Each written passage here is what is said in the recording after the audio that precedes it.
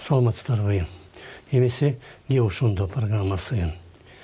Жардамдашу оңой деген коомдук фонддун негиздөөчүсү Динара Алаева бүгүн 24 KG агенттигинде чыгып сүйлөп, Max Foundation элалык уюмунан Кыргызстанга быйыл июнь айында рак оорусуна каршы Gleevec деген дарынын 1330 данасы жиберилгенин, бирок азыр өлкөдө анын 62 данасы жетишпей жатканын билдирди. Анын ар бири $1000 турат жана 5 миллион сомго жакындары жоголгон.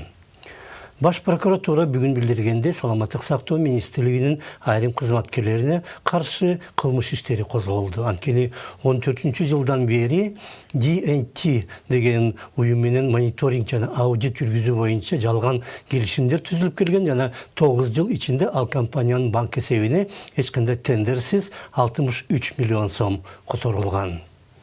Мындан 2 апта мурда өткөн коррупцияга каршы күрөш боюнча координациялык жыйында баш прокурордун ордун басары Абай Молдокматов пандемия менен күрөшүүгө өкмөт бөлгөн каражаттын 3төн 1 гана пайдаланылган деп билдирген. Саламаттык сактоо министрлиги өкмөт бөлгөн каражаттын 64%ын пайдаланган эмес жана ал акча кимдир бирөөнүн сейфинде же кайсы бир банк эсебине кыймылдабай жаткан жокко.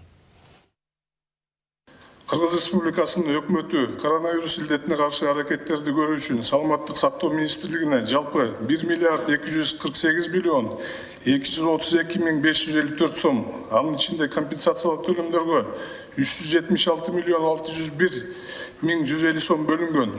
2020 жылдын 20 ноябрына карата Кыргыз Республикасынын Саламаттык сактоо министрлиги тарабынан жогоруда акча каражаттар эсебинен 449 миллион 892 миң 235 сом же 36% гана жумшалып, калган 798 миллион 340 миң 390 сом пайдаланган эмес. Бул акчаны кимдир бирөө башка жерде айланткан же ал Минздравга жетпестен эле такыр башка максатта пайдаланылгандай. Андай аракеттердин изин жок кылганга болсо кыргыз чиновниктери маш. Мамлекеттик органдар ортосунда координация дээрлик жок экени жана өзгөчө Саламаттык сактоо министрлигиндеги көзөмөл өтө начар экени тууралуу пандемия учурунда депутат Наталья Никитенко дагы айткан.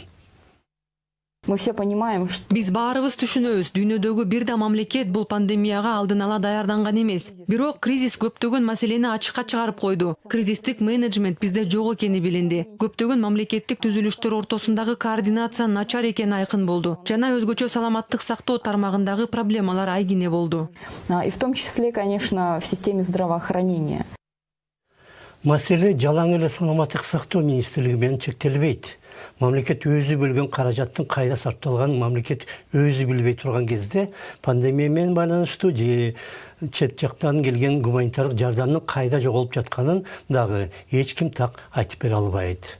Ошол эле 10 декабрда өткөн жыйында далилдүү медицина боюнча Адис Барктабасова эч ким эч нерсени көзөмөлдөгөнүн айткан.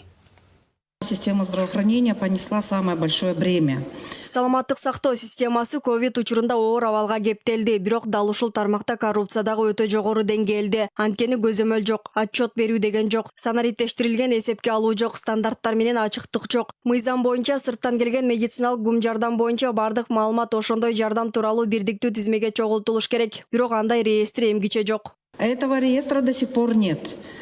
Мындай абал албетте коррупциянын гана чырагына май коет жана гуманитардык жардамды да ракка каршы жиберилген дарынын да кайда канча корогонун эч ким таба албагандай абал албетте атайлап түзүлөт. Мындай абалды оңдош үчүн жыйын өткөрүп, кимдир бирин сынга алуу таптакыр жетишсиз. Өтүшүп кеткен ооруну токтотуу үчүн хирургдар да кесип салгандай аракеттер керек болуп калгандай. Кайсы бир жогорку жыйындарда министрлер менен башка бийик даражалуу кызматкерлерди катуу сындап, бирок аларга каршы эч кандай чечкиндүү чара көрүлбөгөнүн ошол эле системдүү коррупциянын ажырагыс бөлүгү катары түшүнсө болот. Кимдир бирөө кызматтан алынып жатканда дагы абалды эч оңдобойт, анткени алынган адамдын ордуна келгендер кызматтан алынганча көбүрөөк уурдап алууга умтулат. Өтүшүп кеткен коррупцияны дарылоо мүмкүн эмес сыяктуу. Ошондо саламатты калыңыздар.